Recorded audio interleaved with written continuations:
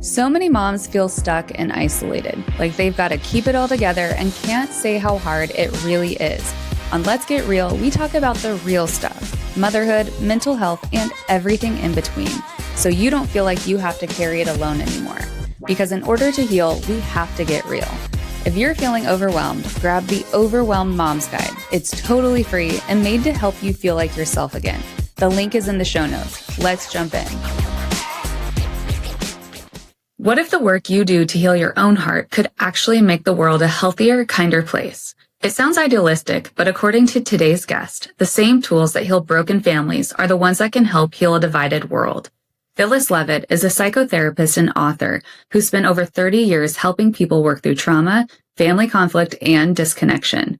Her latest book, America in Therapy, explores how the patterns we see in families, like blame, shame, and control, are the very same patterns that we see play out in our culture. In today's episode, we're talking about what it really looks like to take responsibility for our own healing, how that personal work ripples out to those around us, and why hope always starts closer to home than we think. Phyllis, thank you so much for being here today and just getting to explore this topic of how healing ourselves not only impacts us and our families, but really the world at large. Right. Thank you so much for having me here today. I'm looking forward to our conversation.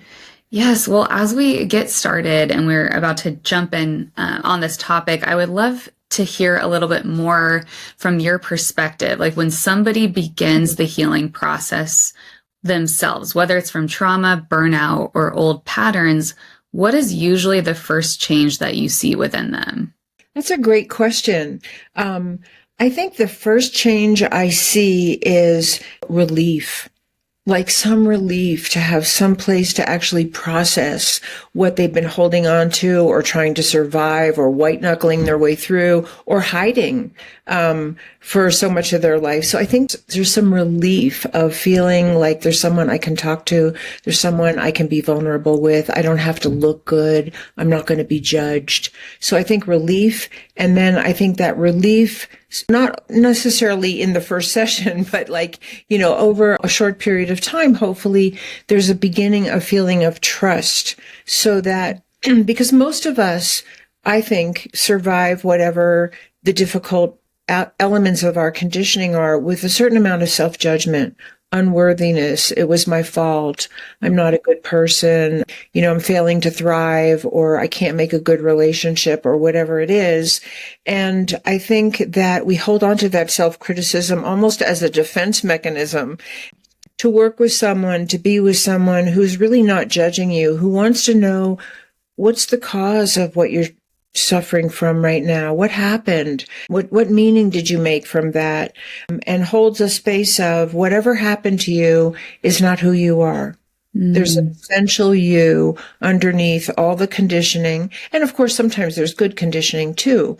So we're not throwing the baby out with the bathwater. But who holds that space of like, I see you. I see the person underneath the layers of maybe negative beliefs you've taken on or not functional coping mechanisms you've been trying to survive with. Oh, yeah. I can feel that for myself. I remember that feeling of relief and just thinking of how so many of us are just carrying the pain and even just these feelings in the sense of like, there's something wrong with me. And to be able and just really carrying that by themselves for so long and not having a person or a space to be able to share it. And then to finally be like, oh, I get to offload this. And as I do, there is that relief and you feel how much lighter you are and not having to carrying all of this by yourself. And then you can finally gain some perspective of what is really true. Exactly. And I've had so many clients, and you may have had this experience yourself or with other people, where they're 5 minutes in the door and they're crying and they're like, I don't know why I'm crying. I didn't think this was going to happen, but there's some part of them that gets, finally, I can be in a safe space. And sometimes that relief comes out as a lot of tears. Yes. Oh my gosh. It's so true. And what I didn't realize in the tears that come, this is actually fairly new for me that I've kind of learned about myself. And I had the help of trauma-informed coach reveal this to me with just the feelings. Okay, like when we're holding all this in, and it's like we can hold grief, we can hold sadness. And I know for myself and maybe others, it's either hard to cry, like you're shoving it down, or you tend to go retreat by yourself because you're like, I can't let somebody see my tears. And that has been myself, where like the challenge has been to actually bring that sadness to somebody and let them really bear witness to my pain and my tears, which has been very vulnerable feeling. But in doing that and like letting someone see the tears, that this really matters to me, it means something, it has been tremendously healing. And so for someone to experience that walking into your office, it's just like, wow, it's so it's healing. really true. I think especially because we live in a culture that, even though I think we've made some movement in terms of vulnerability, I think culturally, in a widespread way, we don't really recognize that vulnerability is a strength or can be a strength. Yeah. It's not a sign of weakness. And for so many people, the thought that they might cry in front of other people feels shameful. In fact, it's a genuine and real and needed way to share our humanity with one another. Oh yeah, that's so good. And yeah, I feel like with vulnerability, it can feel like weakness because of letting ourselves be vulnerable to unsafe people who have then taken advantage of that and not realize like that really, it's so true. I don't know. I just feel like that's such a good reframe too, of seeing vulnerability is actually a sign of strength. And it really takes a great deal of humility to admit whatever it is we're feeling, to admit the state that we're in. Just it takes so much humility, which also requires a lot of strength, but it's just the complete opposite from how we think about it in our culture. Right. Why do you think that it is so important for us to start with ourselves, even when it feels like the problems around us are so much bigger? Yeah. I mean, I think that really gets to the heart of why the best psychology is such a missing piece in our culture today, as well as in so many people's personal lives. I think the reason why it's important to start with ourselves is that our unhealed wounds will manifest in our relationships, in our work life, in our parenting, in our businesses, and sometimes in our religious and political orientation. So when someone grew up, let's just say, with verbal abuse or physical violence in the home, or a lot of yelling, or a lot of heavy judgment and unrealistic expectations, or gender biases, or whatever they grew up with, if that wound to our sense of self is not healed, we tend to project that onto other people. And you see this all the time when, for instance, a good example would be when a couple comes to therapy, their own unhealed wounds get projected onto their partner. So if I grew up in a family that was never talked about feelings, I might attract myself to someone who doesn't talk about feelings, but what I really need is to talk about my feelings. So we end up repeating a lot of what we know, and then and that projection might be onto our partner. You can't give me what I need, or I'm afraid to open up because it's not safe, because in my family, if I did express my feelings, then I got tromped on or shamed. And so, it's kind of a web. We project onto others and we keep projecting onto ourselves. And I worked with a lot of clients who came to therapy because, well, most people come because of their intimate relationships or their parenting. But even people who come because it's not working out in their office where they work, you see the same family dynamic playing out in their office. If they never spoke in their home, they don't speak in their office and they don't have a voice. If their parent was a rager, I can't tell you how many people I've worked with who then end up with a boss who's a rager and they don't know how to deal with it because they retreat back into their child self and their child coping mechanisms. So everything that we heal is a service to the people around us.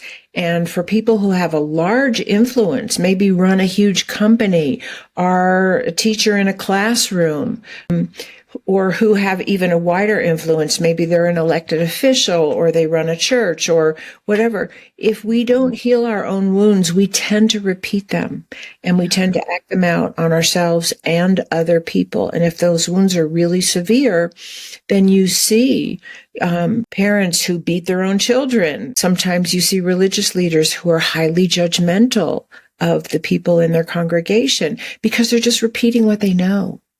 Yes. So in the same way, when people have a chance to heal, and this is what I really came to as a conclusion as being a therapist for many, many years, and that is that no matter what a person's story is, and everybody has a different story. We have similar patterns, but we have different stories. No matter what the story is, no matter what the outcome was, what I found is that all of our injuries, all of our dysfunction at its heart comes from some injury to love and belonging, safe belonging. And so the healing is ultimately finding love and safe belonging in ourselves and weeding out the people in our lives who are not that, if possible, or finding a way to cope with them if it's not possible.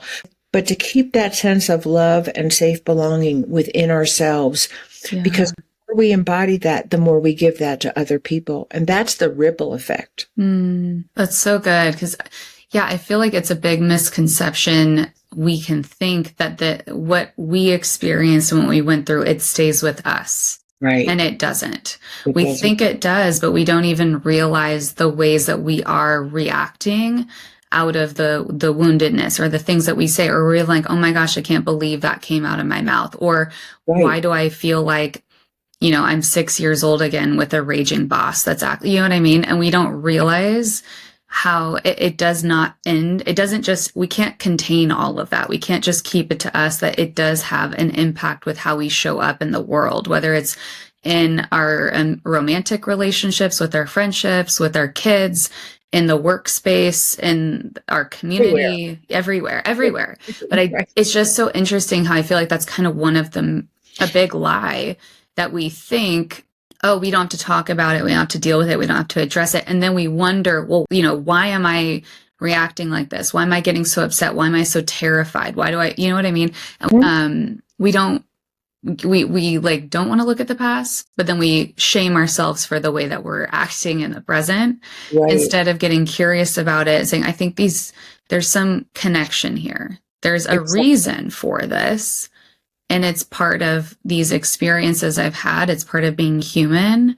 And just thinking of the greater purpose that can come from really facing and dealing and healing our own wounds, it doesn't just benefit us. That is for sure one of the benefits. It benefits, I think, just the bigger ripple effect that you're talking about. Our families, our communities, the schools, the other places that we show up, and how that ultimately impacts the world. And we were kind of talking before we hit record, but you had said, we don't always know the impact that's going to have or how it will. We don't always know that. But we can trust and know that it will have a positive impact far greater than us.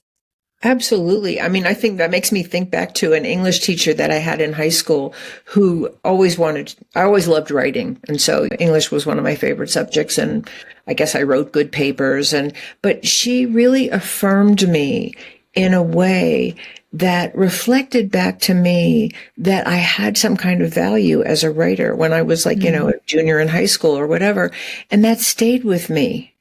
She's probably long gone, but I don't even remember what she said. There was some way that she affirmed my strength that stayed with me. And it takes so little to give that to other people, to affirm their strength, to affirm their gifts.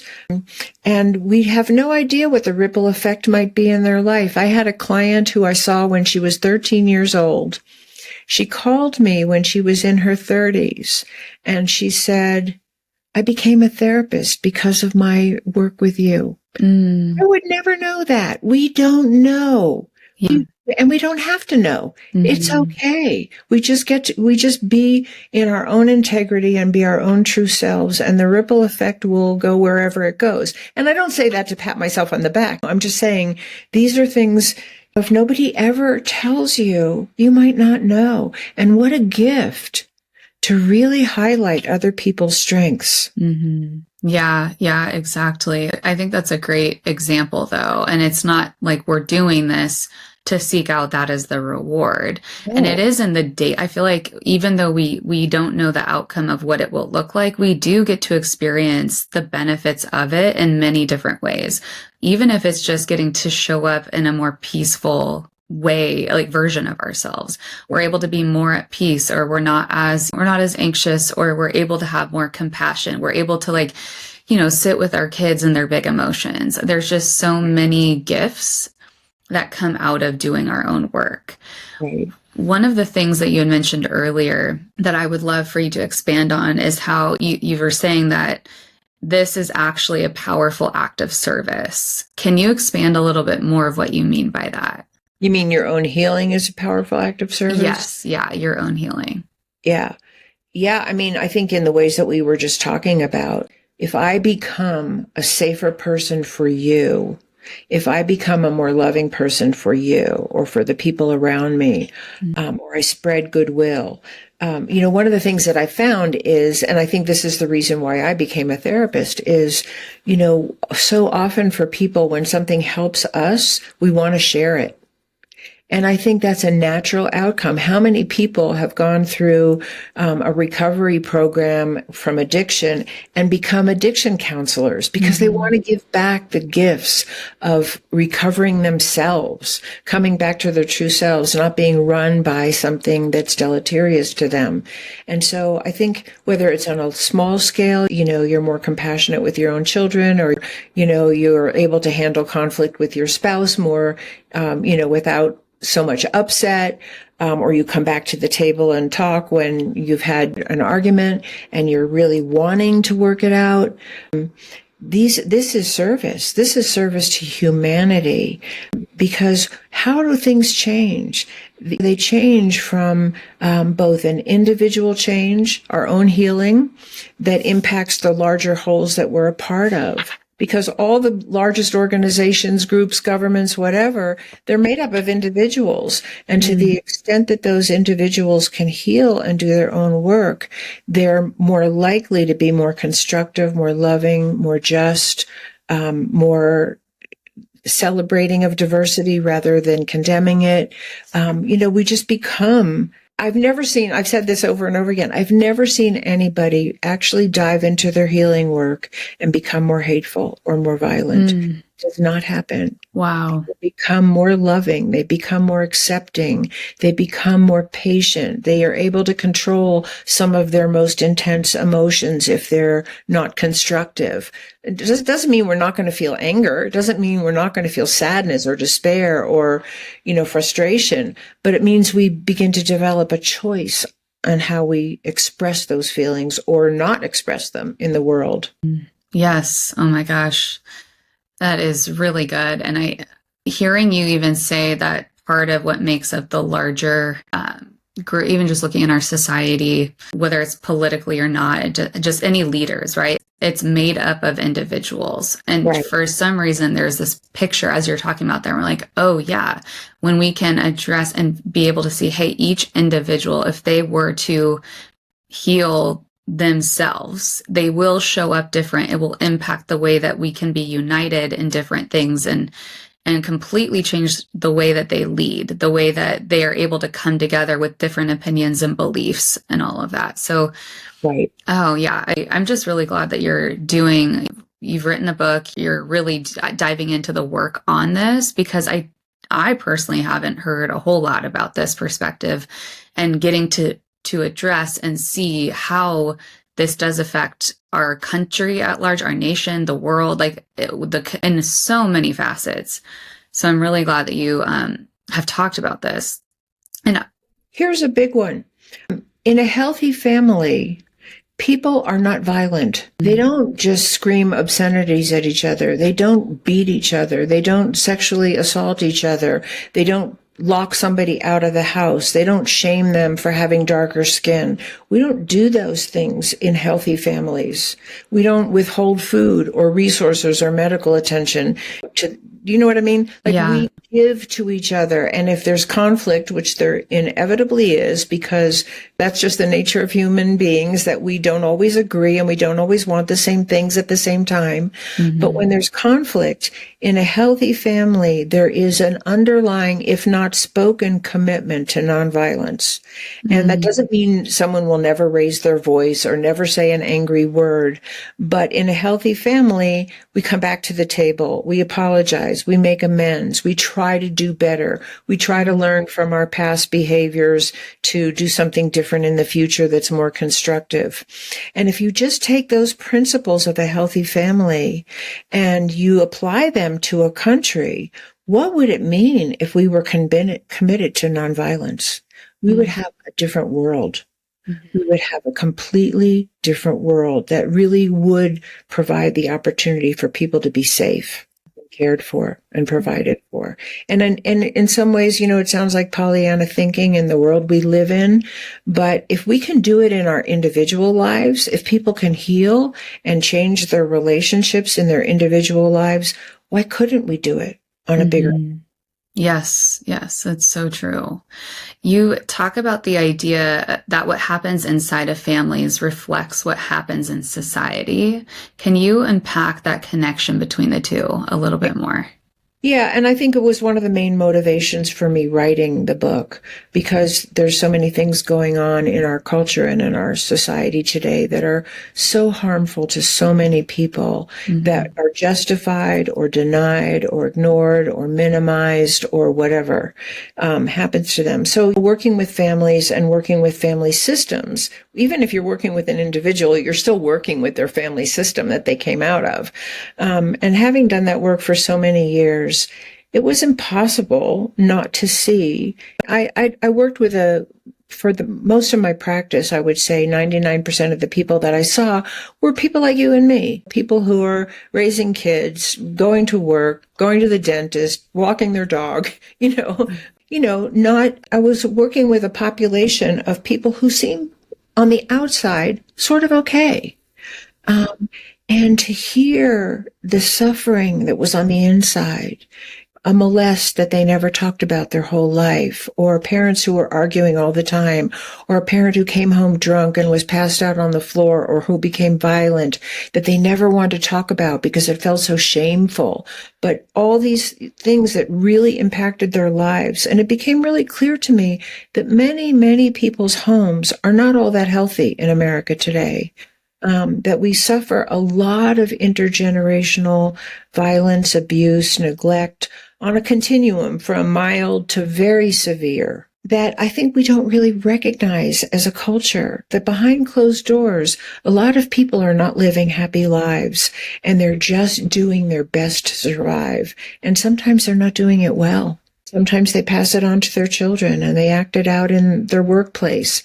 And so having seen that, it was almost impossible for me not to realize that the family dynamics of the family of America are sometimes very abusive. They're sometimes very neglectful. They're sometimes very judgmental.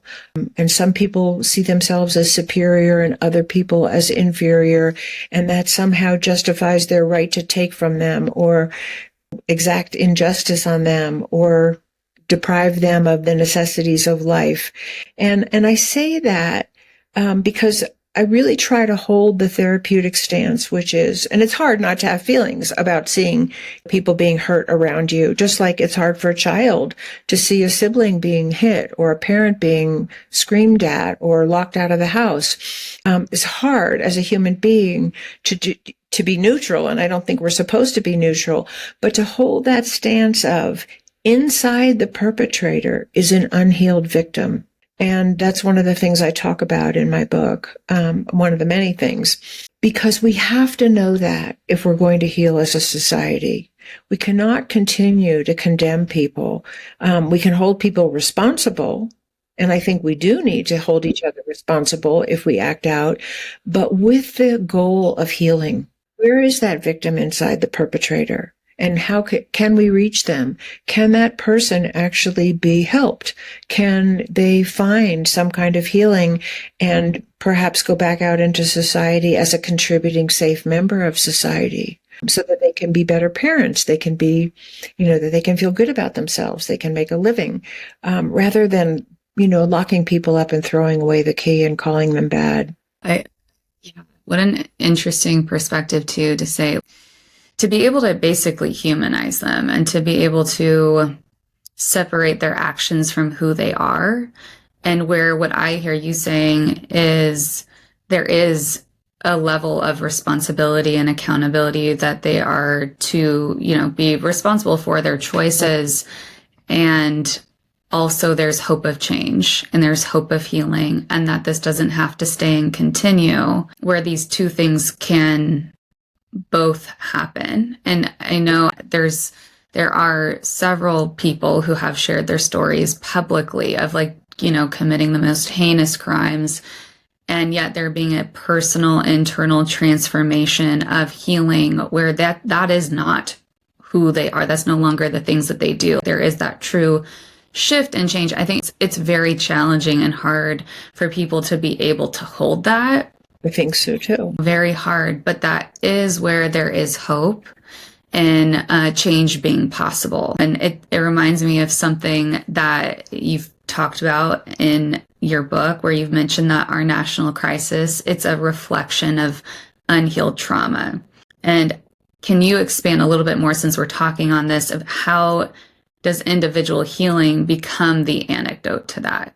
Well, one of the things that we do in individual therapy is one of the first things we often do is ask people about their past. What happened in your childhood? What were the role models that your parents displayed in your home about how men and women treat each other, how conflict is dealt with? What are the expectations?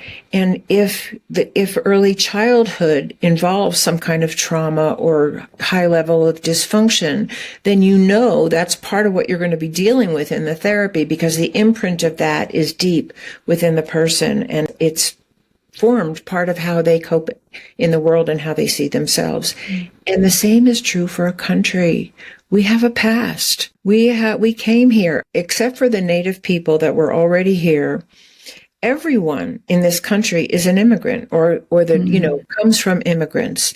And many of the people who first settled the United States were people who were released from prison to settle the New World. They were fleeing poverty. They were fleeing religious persecution, or political persecution. Some people came, for adventure and to make a living or make wealth, find wealth. But for many people, they brought their unhealed traumas with them. And that has been true not just for the individual settlers who came here, but waves of immigrants that have come over the history of our nation. People who have, fled. My own family were immigrants from Eastern Europe, and my mother and father were both first generation. Wow. In this country, and families definitely fled religious persecution and poverty. And so we have a whole history of people coming here and settling and doing the best they can with their unhealed traumas. And we've acted them out as a country as well. And I think that's one of the hardest things to actually face is to talk about the hurtful things that happened to me or us. Because sometimes it's really hard for people to talk about, I was beaten as a kid, or I was molested, or, my parents were alcoholics and they were never home, or whatever. It's even harder to talk about the things we've done that have hurt people. We have this same history as a country. We brought our traumas with them. Many people, did amazing things. They were inventors, and they cultivated new lands, and and we slaughtered thousands and thousands of Native people. We brought Black people over as slaves, and we tortured them and, enslaved them and treated them as less than human. So we have both. And part of therapy is really owning all of that. Not with I'm a horrible person, shame and blame, but feeling appropriate remorse if there's something I did. And who among us hasn't hurt somebody? Yes. We may not have beat somebody or enslaved them, but who among us, out of our own wounds, has not hurt someone, said a mean thing, didn't accept somebody who was really wanted to be our friend, or said something about somebody behind their back? We all do those things, and we can be accountable for them without feeling like we're horrible people. And for our country to come to some reckoning with, this is our history. We have done magnificent things, creation and invention and society building and architecture and science and medicine and education. We've done amazing things, and we've also done horrible things. And that's the human condition. Could we face that as a country and really try to heal all levels of that, just like we try to do in our individual work? So good. Yes, there's a couple of thoughts that are coming to mind as you're talking about this. One of them is how I have heard many people who tend to kind of be more avoidant, right? Like they want to avoid, not deal with or talk about anything in the past. It's very uncomfortable. Almost like, I don't know what I'm going to do with all these feelings that come up, with the shame, the guilt, the remorse, like any of that. It's too big, it's too much. And in the avoidance of dealing and just looking at the past, it kind of this misconception, I think, in therapy of like, oh, you just go and you talk about the past. There's actually a purpose for it, right? There's a purpose for dealing with and going back to the past. It's not to stay back there. There's a purpose in dealing with that because it's actually impacting our present. It's affecting the way that we show up. It's still impacting who we are, our reactions, how we deal with situations. And that's often where we feel stuck, or we're like, well, I want to move forward. I don't want to have to look at the past. I just want to focus on moving forward. But then we find we can only go so far because we're not able to look at and be like, why, like, what is it that's keeping me stuck? What is it that is like creating this big hurdle? What, like, this area of my life is pretty unhealthy, but it's most of the time it is connected to these past experiences that we've had. And so looking at just that as an individual, right? It's like if we can look at our own story and start to see these themes and understand and make sense of like, how did I get here? Then we can create the change in us moving forward and creating a different future for ourselves. Well, that's really similar in applying that to our country. Just like you're saying, being able to say, like, what did we collectively get here? Right. How did we get here? What is our story? Because there are themes in the story that are still playing out today. And that's what we see playing out today. So as you've mentioned this like intergenerational aspect, can you expand a little bit more on what that is? For anyone listening is like, I'm kind of getting this, like one generation impacts the next. And if you want to talk about that individually in a family, and I think it'd be helpful for our country to see the bigger picture of what that looks like. Yeah. Well, I think one of the things that we talk about intergenerational trauma, for instance, you might have someone who, I've talked to clients who they talk about they were beaten as kids. I had a client who tried to commit suicide when she was 5 years old. Oh my gosh. We're talking about heavy duty physical violence and sexual violence in her home. Okay. And as her story unraveled, what she knew, and she didn't know all, of course, but she knew that her parents had both come from families in which there was terrible physical violence and most likely sexual violence as well, because both parents were sexual perpetrators of this little girl. And that's what they learned. That was the imprint that they brought to parenting. And in their unconsciousness, they just repeated what they knew. Did they know what they were doing was wrong? I don't know, But my client knew that when her impulse to rage at her kid came out, she knew something was wrong. And that's why she sought therapy. Just absorb what we learn as the role models for behavior, and particularly the role models for how men treat women, women treat men, how parents treat children, and what are the rules for conflict. Those are the big ones. And of course, there's lots of other ones. What are the boundaries? What are the expectations? What is rewarded? What's punished? How is it punished? We absorb all of this like a little sponge when we're children. And without any kind of other role models, if your role models have been abusive and neglectful and judgmental and discriminatory, that's what you learn. And that's what you bring into your adulthood, unless you have some kind of exposure to something else, or a chance to heal, or you get some way to separate from that family dynamic. And for some people, they're just born knowing it's wrong. They didn't have another role model, but something in them knew they had to break away. And so without that, it just gets carried on. And I think you see that, unfortunately, you see one of the things that you see is that out of, let's just say, unhealed abuse in a family, not every child reacts the same way. Maybe every child was beaten, but one child may become very passive in the face of their abuse and just freeze and not be able to stand up for themselves or run away or try to get help. They're just so afraid of more abuse that they get paralyzed. Another child might identify with the aggressor and become the kid who hits other kids on the playground, or becomes the bully on the playground, or becomes highly aggressive or addicted themselves at an early age. So we have different patterns out of the same traumas. And these are the patterns that play out in our society. Some people are treated, become more and more passive and easily controlled, and some people want to dominate and become very abusive in their adult lives in whatever positions of power they have, and especially if they seek positions of power. And this is very alarming on a psychological level, on a family level, on a community level, on a national level, and on a global level.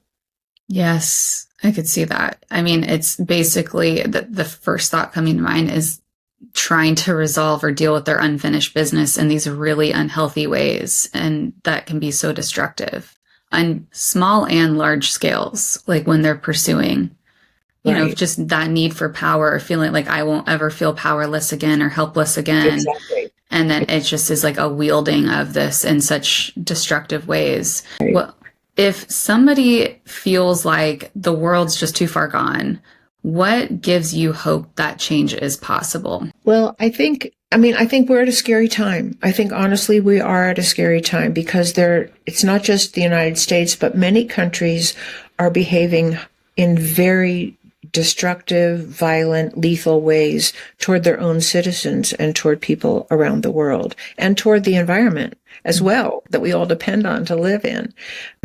What gives me hope is that I know that recovery is possible. You know, I've been through my own healing journey. I don't live in the dark night of the soul that I once lived in myself. I understand now where some of my failure to thrive came from. You know, I was just trying to survive the best I could. Yeah. And so many people are just trying to survive the best they can. And sometimes, like I said, it's not that good. But I know healing is possible. I've worked with hundreds of people. I've seen people make miraculous healing journeys, or slow, steady, incremental healing journeys. It doesn't have to be a miracle. You know, I had one client who came to me at the end of his, and he was a very unlikely client. He came because his wife urged him to, and he really didn't want to, but he ended up doing incredible work. And at the end of his therapy, he said to me, you know, my friends come up to me and they say, what happened to you? You're a different person. And so I know we can do it. I know families can heal. I know people can stop raging. I know they can stop hitting their children. I know they can stop hating.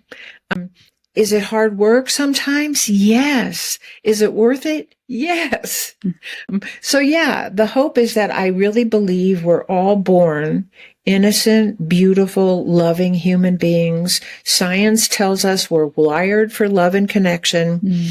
And so, you know, if we can change those patterns that are destructive in our own lives, there really is no reason why we can't do it on larger levels if we want to.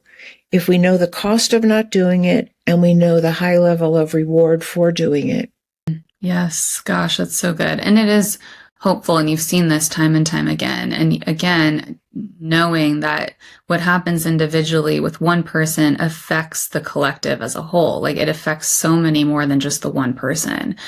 And so I'm glad that you were able to share those specific examples, because that is what we need to hear to give us hope of, like, Right. some of the worst situations and what is possible, that there is real hope of healing and transformation and change for an individual that will affect far more people than that.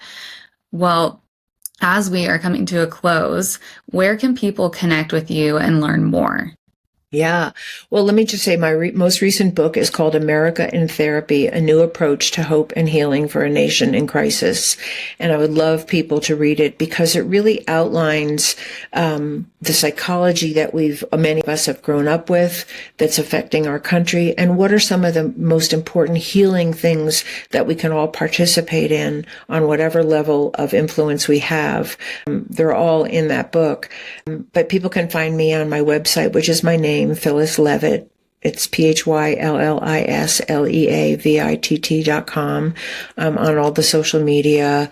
If you sign up for my newsletter, I will stay in touch with you. You can receive some free PDFs on conflict resolution, on identifying your conflict type. I made my own little audiobook of my book you can get. So yeah, all this, and I'm on YouTube. I have lots and lots of interviews with different podcast hosts like yourself on YouTube. So, and feel free to connect with me. I'm happy to answer anybody's questions or just have a conversation. I'm really available for that. So, and thank you so much for having me here. I love to talk about this, and I love to have the opportunity to share what I've learned. Oh, well, I'm really grateful for this conversation. So thank you for being on today and making the time to shed light on a really important topic that, again, I'm just like, man, I haven't heard many people talk about this.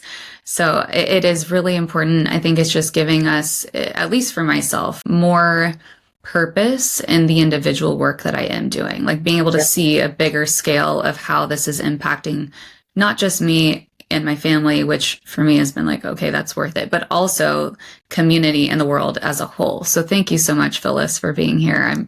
Really enjoyed this conversation. And for anybody listening, if this has resonated with you, please share it with a friend who needs to hear it.